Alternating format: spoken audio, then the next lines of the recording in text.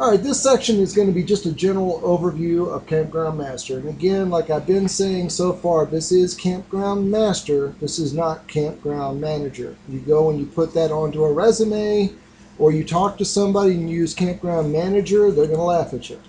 The overall screen is pretty self-descriptive. It's very informative at a cursory look. These are all of our campsites to your left. We go through A1 through 5, B1 through 5, C, and so on, down to our I row, to our cabins, and down to our J sites. Our J sites are basically electric and stream access. T is basically full tent camping, and that's on a whole different section of our property. Right now, as far as it is concerned, just for reference, this is what is showing if it's water and electric or full hookup. So that is additional information you can put into Campground Master in your initial setup. If you have not got Campground Master set up for your campground, I would strongly suggest having a professional do it because it will save you a lot of headache. But to operate, these are the campsites. This is what facilities or amenities are on each of the campsites. Looking forward on the top, you also have the date. So on tonight, for example, I am on the right-hand side of this red line. Tonight, we have check-ins beginning. It's August 30th on a Thursday. We have arrivals that are coming in. For example, here's Prince.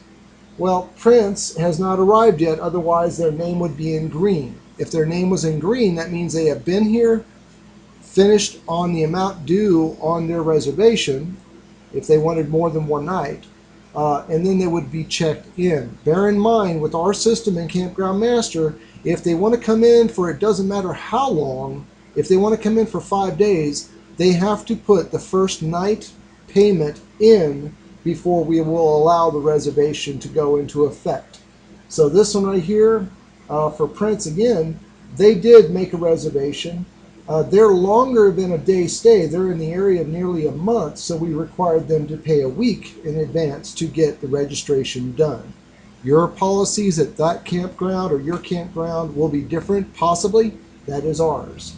Continuing on, basically you can see the green are checked in already. The ones that are not in green are not checked in yet. So with that said, you have a slider on the bottom of your screen. You can actually slide back or forward in date and see what currently is going on. This right here is Labor Day weekend. This overall view will definitely be your key to knowing how full your campground is going to be at any given day or holiday in the year. Here available from, I can actually narrow down the windows where I'm only looking in a pre-described period of time, be it a week, 2 weeks, a month, or whatever. I can narrow it down. If I'm all the way over on a whole different part of the year and I just want to get back to this main screen, I hit reset today. That's this icon right here.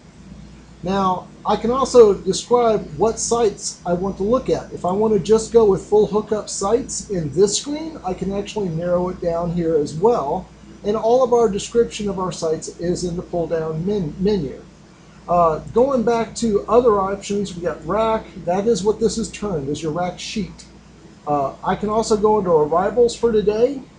I can go into departures for today or within a given time frame. Right there is where it's adjustable.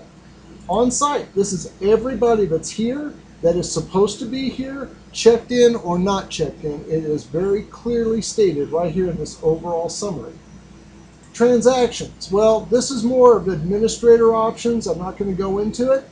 But ultimately, it allows you to have more of a spreadsheet of who owes money and who does not.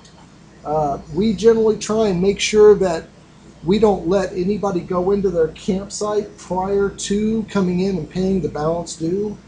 Because going behind and doing that when you're really busy can be a real pain in the butt. Wouldn't you say, Angie? I would say definitely. Okay. So going up one more level, this is basically your new reservation key. You get a phone call, you get a person walking in the door, you can click on this, and instantly the new registration screen that Angie has told you about will pop up. That's one way of getting to that screen.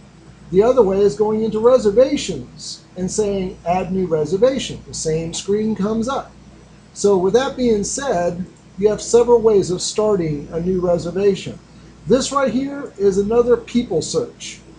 You can enter in a new customer here, and then if you follow what Angie was saying in her previous video, all the information for that customer will be retained and can be used if a new reservation is being made, but it shows their history as well and keeps it in the database where you can say, oh, you were here last year, you were here 5 years ago, whatever. It just is a very good tool for customer service and customer relations. Going back to the search option for customers, bear in mind, customers, find a customer is probably the fastest tool that you will need if you're just having a problem trying to identify somebody.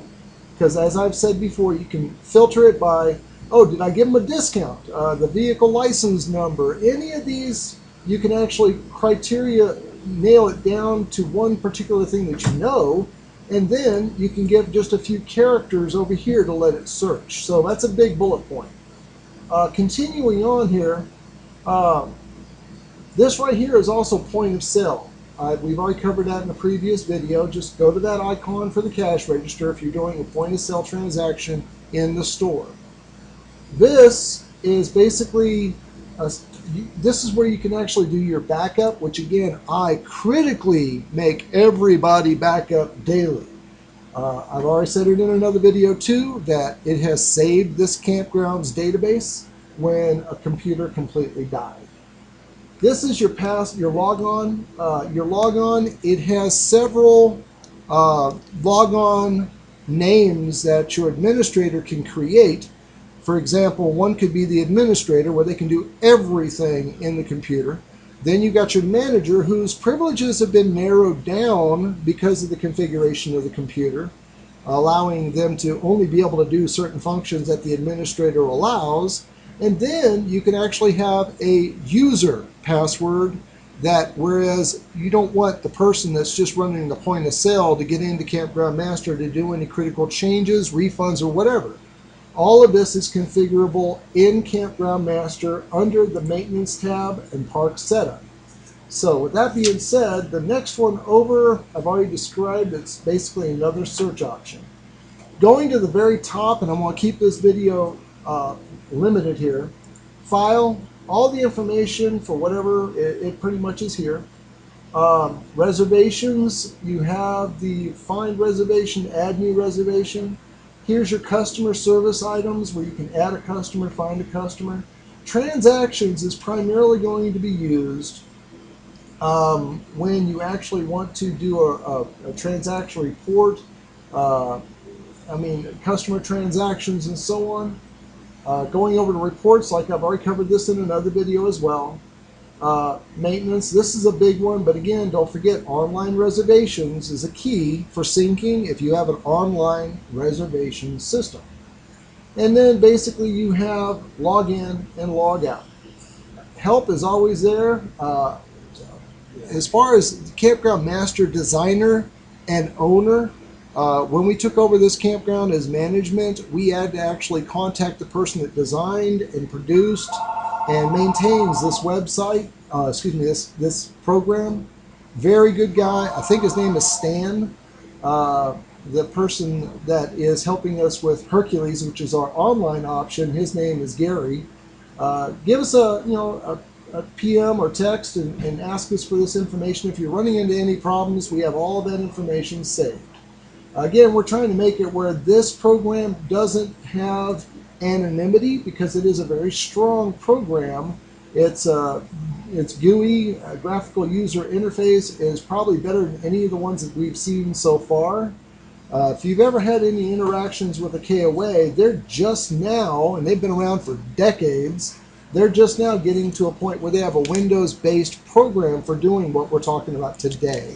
So with that all being said, we're done with this portion of our video. Again, give me some comments. Make sure you share, you subscribe, and more importantly, if you have any questions, that is the perfect place to get a hold of us to answer those questions for you. Again, from me,